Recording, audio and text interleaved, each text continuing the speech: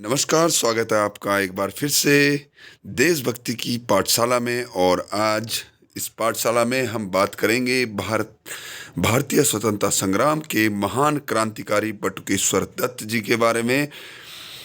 और इनके बारे में हम जानेंगे और इन पर चर्चा करेंगे। तो इससे पहले जो मैं वीडियो इसमें बना चुका हूँ वह वीडियो है शहीद राजगुरु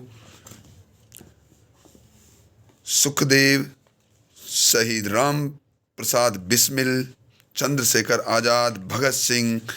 तो इन सभी के बारे में वीडियो यहाँ पर इसी चैनल पर आपको प्राप्त हो जाएंगी। और सभी मैंने एक प्लेलिस्ट में रखी हुई है ताकि ये आसानी से आपको मिल जाए।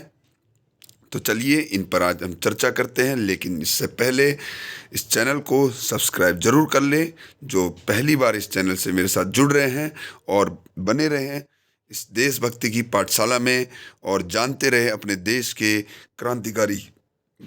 क्रांतिकारी स्वतंत्रता सेनानियों के बारे में, फ्रीडम फाइटर्स के बारे में। तो चलिए शुरू करते हैं कि बटुकेश्वर दत्त जी, जिनका जन्म हुआ था 18 नवंबर 1910 में और इनकी मृत्यु हुई थी 20 जुलाई 1965 में। खंडघोष बंगाल में इनका जन्म हुआ था और मृत्यु हुई थी दिल्ली में 1965 में। और इनके बारे में और बातें जानते हैं कि बटुकेश्वर दत्त के अंदर जो देशभक्ति की भावना थी, बचपन से ही अपने राष्ट्र और संस्कृति के लिए प्रेम था। अपने राष्ट्र और संस्कृति से उन्हें बहुत प्रेम था। बचपन से ही वे 14 वर्ष के थे जब उन्हें भारत के स्वतंत्रता संग्राम में हिस्सा लेने उन्होंने जो निर्णय लिया था, तब वे 14 साल के थे। और 14 साल की छोटी उम्र में ही वे क्रांतिकारियों के संदेशवाहक के रूप में पर्चे बांटने का काम करते थे। तो देखिए, जब वे 14 साल के थे तब वे संदेशवाहक का काम करते थे और पर्चे बांटा करते थे अंग्रेजों के खिलाफ, हमारे देश की जनता को करने के लिए। तो इस तरह से उन्होंने इसमें हिस्सा लिया। स्वतंत्रता संग्राम की एक घटना घटी जब स्वतंत्रता संग्राम चल रहा था। उस समय कुछ क्रांतिकारी कौन थे वे? भगत सिंह के साथ उन्होंने भी नेशनल असेंबली दिल्ली में बम फेंका था। और उस वक्त भगत सिंह ने कहा था कि अगर बहरों को सुनाना है तो आवाज़ जोरदार करनी होगी। और इस घटना में बटुकेश्वर दत्त भी भगत सिंह और सुखदेव के साथ थे। तो देखिए, जब सेंट्रल असेंबली में बम फेंका गया भगत सिंह जी और सुखदेव जी के द्वारा, तो उस समय बटुकेश्वर दत्त जी भी वहाँ पर थे, उन्हीं के साथ थे और उसमें शामिल थे। इन तीनों को पुलिस ने गिरफ्तार कर लिया और भगत सिंह और सुखदेव को पर तो कई केस चल रहे थे, तो इस वजह से उन्हें फांसी की सज़ा सुना दी गई। और इधर ब्रिटिश सरकार ने बटुकेश्वर दत्त को उम्र कैद की सज़ा सुना दी। तो जब वहाँ पर बम फेंकने के बाद उन्हें गिरफ्तार किया गया, तो अंग्रेज सरकार जो थी, उनकी जो कोर्ट थी, उस अदालत ने उन्हें उम्र कैद की सज़ा दी बटुकेश्वर दत्त जी को। और उसके बाद उन्हें भेज दिया अंडमान निकोबार में काला पानी जेल।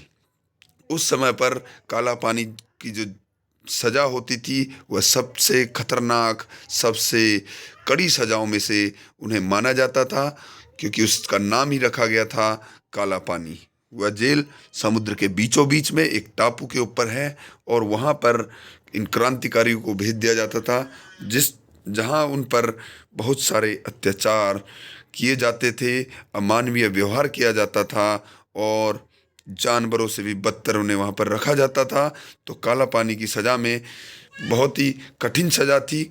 आज के समय में इस जगह को जो घूमने वाले होते हैं, पर्यटकों के लिए खोल दिया गया है और जो घूमने जाते हैं वे देखकर आते हैं काला पानी का जो जेल है अंडमान निकोबार में, और महसूस कर पाते हैं कि वहाँ पर जो क्रांतिकारियों को सज़ा दी जाती थी अंग्रेजी सरकार के द्वारा, तो वह किस तरह की हुआ करती होगी।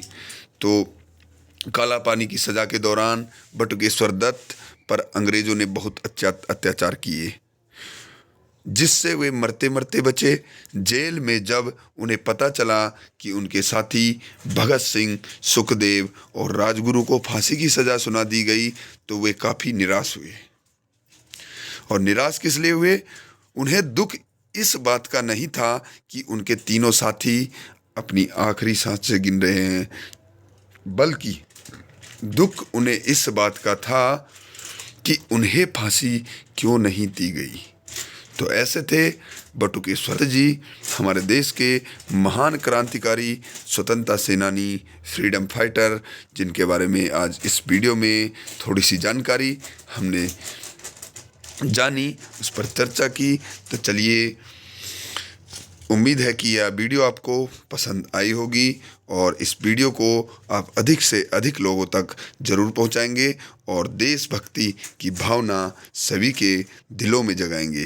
तो चलिए मिलते हैं अगली वीडियो में, तब तक के लिए नमस्कार। जय हिंद, जय भारत।